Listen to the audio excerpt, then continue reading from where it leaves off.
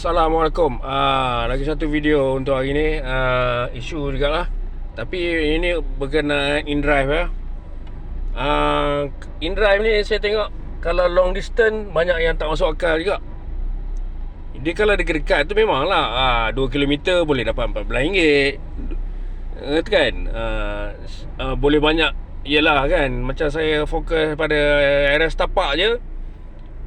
Saya banyak yang 2 km, 3 km, tapi dapat lebih daripada RM10 lah. Better than Kuantan lah kan. Kalau Kuantan Maxim lah kan, Maxim 1 km, 2 km RM3.7 lah, RM5 je lah kan Maxim kan. Potong commission 10% pula kan. Kalau InDrive ni, kalau long distance, jarak jauh, dia akan bagi yang agak tak logik lah, tak masuk akal pula. Dia pun tak boleh juga macam tu. Sebab nanti kan passenger ingat boleh dapat murah, macam tu kan. Yang banyak kali daripada KL InDrive nak pergi Genting Highland sampai ke atas, sampai ke puncak, RM30, RM40. Memang tak logik lah kan. Memang ke pakai InDrive kita tengok kita pun tak nak lah ambil kan. Buat apalah, tak nak tengok pun kan. Kalau yang long distance pun, yang tempat lain pun, kalau pagi tadi, macam pagi tadi, daripada Wang Semaju nak balik ke Raub, jadi kena tu lah, kita minta RM1 sekilo lah sekurang-kurangnya. Tapi InDrive ni dia offer, dia kata tambang tu murah pada passenger. Jadi passenger ingat boleh lah, nak apa. Bila saya minta up, passenger tu mula-mula dia nak, lepas tu dia cancel. Tak tahulah sebab apa dia cancel. Saya minta lah sekurang-kurangnya RM1 sekilo kan. Kita berpadanan lah. Jadi kalau InDrive buat banyak kali macam inilah, ini terbaru ni, ada Grab, satu order Grab nak balik ke Verdi Putrajaya 74 km. Saya punya hasil RM101. Saya punya earning kan. Jadi passenger punya tambang penuh, tak tahulah berapa. Tapi bila saya buka InDrive, dia akan bagi yang tak masuk akal. Inilah yang nak jadi isu lah. Saya kena buat video lah kan. Jangan pula mana offer tadi, affordable, find offer pula. Tadi dia bagi RM64 je. Tak boleh, memang tak boleh. Tak logik. Verdi mana tadi, tak keluar pula. Verdi Ecodominium.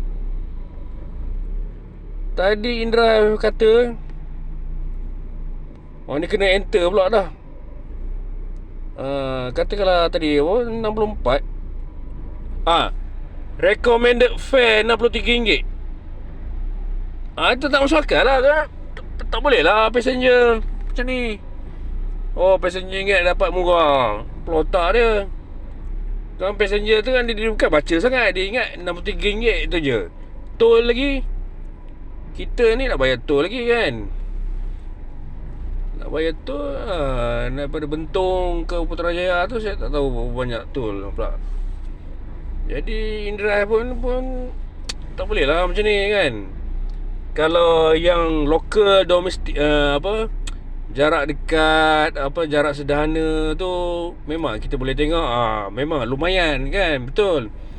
Tapi InDrive ni rasa tak perfect. Bukanlah saya kata saya ni nak puji InDrive. Okey, semua InDrive bagus, Grab asyik kena tu je kan.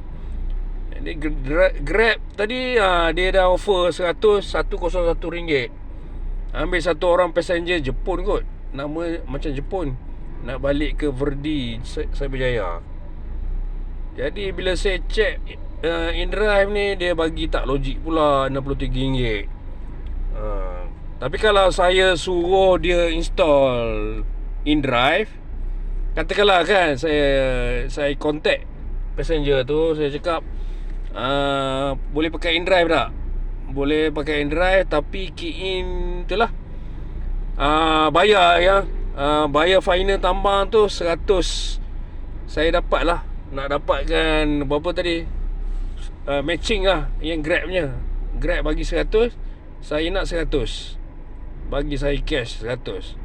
Sebab InDrive cut dia punya commission kecil je kan, 0.9 ni kan. Super macam tak ada je kan. Super lah sikit je. Jadi saya nak 100 lah. Kena key in lah 100. Tak boleh lah RM63. Recommended minimum RM63. Mana boleh macam ni. Kalau nak tu long distance, banyak juga saya tengok InDrive ni. Daripada KL nak balik ke mana, banyak tempat yang tak cukup lah. Short RM1 sekilo. Jadi tol saya tak tahu. Tempat-tempat area yang macam Teluk Palembang Garang lah, Rawang lah, yang tempat saya tak tahu berapa ringgit tol ke, jalan macam mana, ke kesesakan, dah sampai sana boleh dapat passenger lagi ke, kan? Jadi strategi kita ialah nak kata nak buat InDrive saja pun tak boleh juga. Atau nak kena cakap dengan passenger apa harga yang sepatutnya. Tak boleh lah harga yang tak sepatutnya. Untuk long distance ni kurang-kurangnya RM1 sekilo. Belum masuk tol. Kalau dia ada kad touch and go, kita pinjam dia touch and go, nak bayar tol.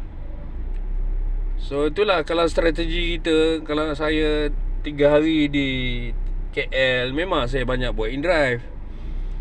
Sebab saya boleh pilih. Sebab saya ni slow sikit lah. Saya banyak relax je kan. Bila dah hantar tu rasa dah tu nak terkencing lah. Saya kerap ada penyakit sikit kot, kencing manis kan.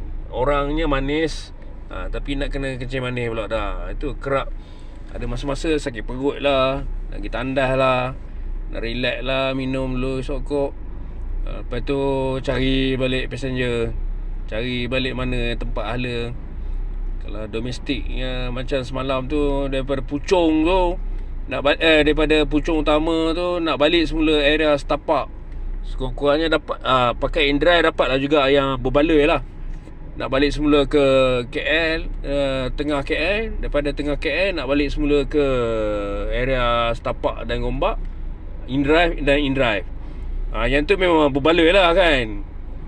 Tapi yang long distance InDrive ni banyak juga yang tak berbaloi. Banyak yang low sangat lah, kurang daripada RM1 sekilo. Grab okey pula. Tapi itulah, saya berjaya 92 berapa tadi? Berapa kilometer tadi? 74 kilometer. Tak tahulah ikut macam mana jalan ke, ikut highway ke macam mana. Saya tak kerti lah. Saya dah cancel lah tadi. Malas rasa. Sebab ke saya ni semalam tengok orang tua sejam je. Jadi biarlah saya hari ni saya stay lagi lah. Stay satu malam, tengok orang tua ke kemar-kemar rumah di Bentong ni. Yang tadi tu yang pasal passenger. Itulah, kalau duduk di Bentong ni susah lah sikit kita ni yang domestik ni, bandar kecil ni kan. Tapi at least di Bentong ni, walaupun lokalnya yang dalam area ni banyak apalah yang tak masuk akal juga kan. Tapi ada juga sekala peluang, sama ada Grab atau InDrive tu nak pergi jauh-jauh tu kan. Macam semalam tu orang Kelantan nak balik Puchong utama, kereta rosak. Itulah. Jadi strategi itulah, gunalah Grab, InDrive, dua-dua on lah. Tapi kalau Grab kena sidai tu, itulah kita tak tahulah, kita terlepas lah peluang kan. Tak ada rezeki lah, kita tak tahu. Ada je macam tadi tu nak balik ke Cyberjaya pula malam-malam ni. Nama macam Jepun. Okey lah, nanti sambung lagi. Dah 9 minit pula video panjang ni. Bukan apa sangat kan. At least adalah juga isu kan yang boleh itulah, kalau apa, company syarikat InDrive ni tolonglah, janganlah apa benda yang tak masuk akal pula kan. Passenger kata salah anggap pula kan. Okey. Assalamualaikum.